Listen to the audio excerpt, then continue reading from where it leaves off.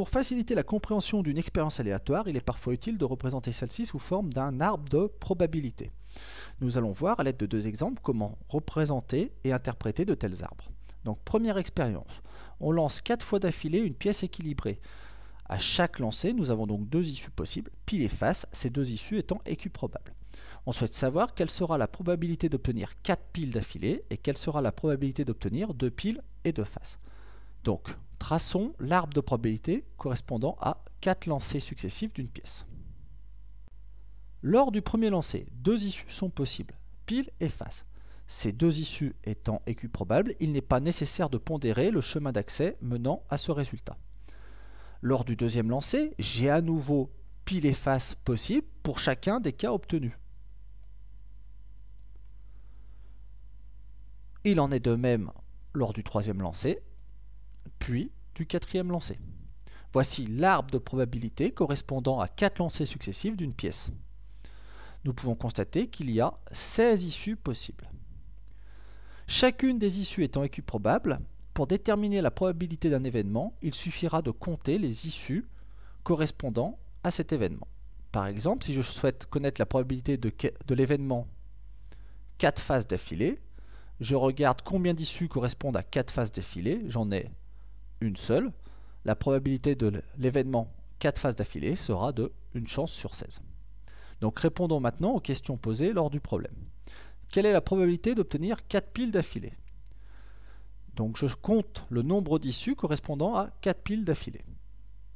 Je vois que j'en ai une seule. La probabilité d'obtenir 4 piles d'affilée est de 1 chance sur 16. Quelle est la probabilité d'obtenir 2 piles et 2 faces? Il me faut compter toutes les issues comportant 2 piles et 2 faces. Donc nous pouvons voir par exemple que nous avons pile, pile, face, face, pile, face, et ainsi de suite. Si j'observe mon arbre des probabilités, je constate qu'il y a 6 issues qui correspondent à l'événement 2 piles et 2 faces. J'ai donc 6 chances sur 16. Passons maintenant à un deuxième exemple. Une urne contient 6 boules rouges et 4 boules vertes. On effectue 3 tirages successifs avec remise.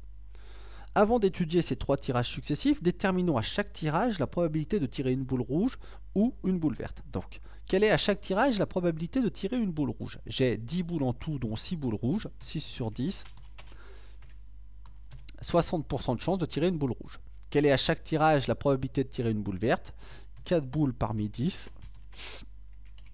40%. Quelle est la probabilité d'obtenir 3 boules vertes d'affilée et quelle est la probabilité d'obtenir 2 boules vertes parmi les 3? Donc pour répondre à ces deux questions, nous allons visualiser l'arbre de probabilité correspondant à 3 tirages successifs dans l'urne. Lors du premier tirage, 2 issues sont possibles, rouge et verte, mais ces 2 issues ne sont pas équiprobables. Il convient donc de pondérer le chemin d'accès à ces issues des coefficients adaptés. Nous obtenons 60% de rouge, 40% de vert à chaque tirage. Il en sera de même pour tous les tirages suivants. Ainsi, dans chacun de ces deux cas, lors du tirage suivant, nous obtenons 60% de rouge ou 40% de vert. Il en est de même lors du troisième tirage. Voici donc l'arbre de probabilité correspondant à 3 tirages successifs dans l'urne. Nous constatons qu'il y a 2, 4, 6, 8 issues possibles à cette expérience aléatoire. Toutes ces issues ne sont pas équiprobables. Pour déterminer la probabilité d'une issue, il faut multiplier les coefficients rencontrés lors du chemin d'accès à cette issue.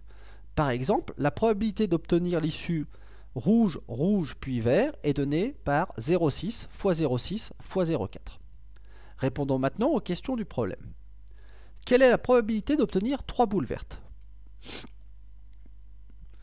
Je recherche l'issue correspondant à 3 boules vertes.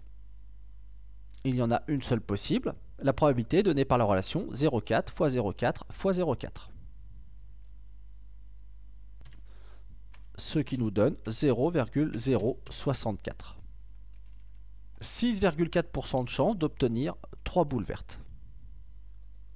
Déterminons maintenant la probabilité d'obtenir 2 boules vertes. Donc observons l'arbre des probabilités. On peut observer sur cet arbre que l'événement 2 boules vertes est défini par 3 issues. Rouge, vert, vert, vert, rouge, vert, vert, vert, rouge. Donc la probabilité de l'événement 2 boules vertes sera la somme des probabilités de ces 3 issues. Donc Calculons cela. L'issue rouge, vert, vert, la probabilité d'obtention est 0,6 fois 0,4 fois 0,4.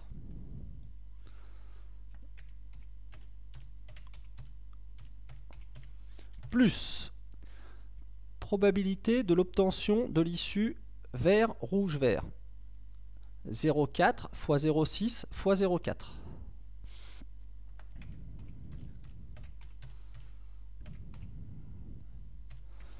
Plus probabilité de l'obtention de l'issue vert, vert, rouge. 0,4 fois 0,4 fois 0,6.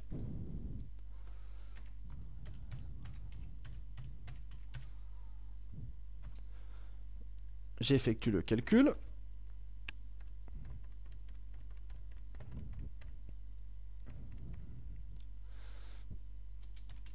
« 0,288. Il y a 28,8% de chances d'obtenir 2 boules vertes lors de 3 tirages successifs dans cette urne. Voilà tout ce qu'il y avait à savoir sur les arbres de probabilité.